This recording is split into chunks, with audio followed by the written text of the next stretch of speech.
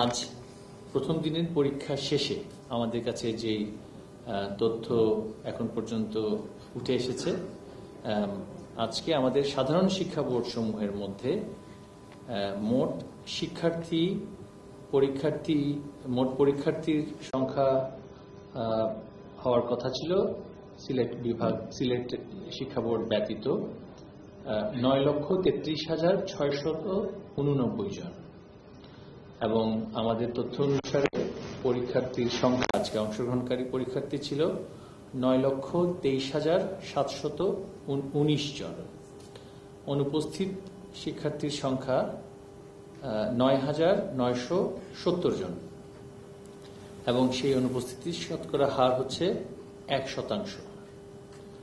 এটি হচ্ছে আমাদের সাধারণ শিক্ষা বোর্ড সমূহের পরিসংখ্যান।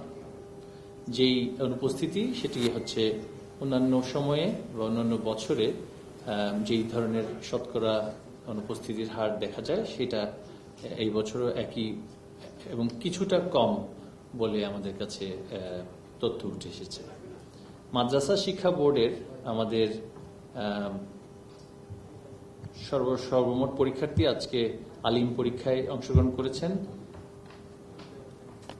7,88,000। পরীক্ষার্থীর সংখ্যা ছিল হচ্ছে 7,88,044 জন।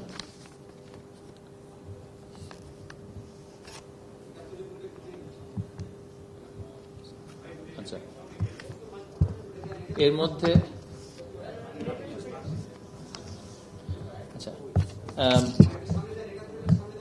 এবং পরীক্ষার্থী হিসেবে অংশগ্রহণ করেছেন 7,58,056 জন। অনুপস্থিতি আমরা মাদ্রাসা শিক্ষা বোর্ডে পেয়েছি 2,988 জনের। সেখানে অনুপস্থিতি মাদ্রাসা শিক্ষা বোর্ডে 3.7%।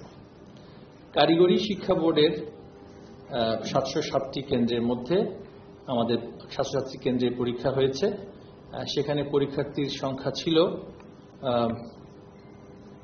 1,10,019 জন, এবং অংশগ্রহণ করেছেন 1,07,774 জন।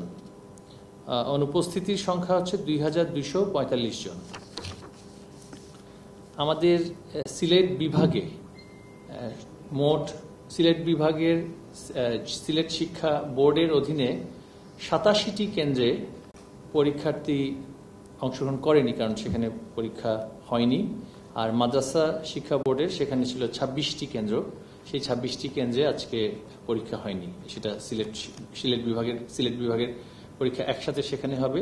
আর কারিগরির 27টি কেন্দ্রে পরীক্ষা নেওয়া সম্ভব হয়নি সিলেট বিভাগে, যেহেতু সেটা আমাদের পরীক্ষা নেওয়া আজকে সম্ভব হয়নি। আগামীকাল কোনো পরীক্ষা নেই। আগামীকালও অনেক বৃষ্টিপাতের আশঙ্কা আছে, এবং আগামীকালের পরিস্থিতি বিবেচনায় আমরা পরবর্তী দিনের বিষয়ে সিদ্ধান্ত নিব। তবে এখন পর্যন্ত আমাদের পরীক্ষা যথাযথভাবে নেয়ার এই সিদ্ধান্ত আছে। আমাদের বিদেশি 8টি কেন্দ্রেও পরীক্ষা হয়েছে। আপনারা জানেন যে আমরা বিদেশে আমাদের দূতাবাসের মাধ্যমে উচ্চ মাধ্যমিক পরীক্ষা নিয়ে থাকি, এবং সেখানে মোট পরীক্ষার্থীর সংখ্যা ছিল 281 জন। সেখানে সেই সমস্ত কেন্দ্রগুলোতেও পরীক্ষা সম্পন্ন হয়েছে, আজকের দিনের পরীক্ষা সম্পন্ন হয়েছে।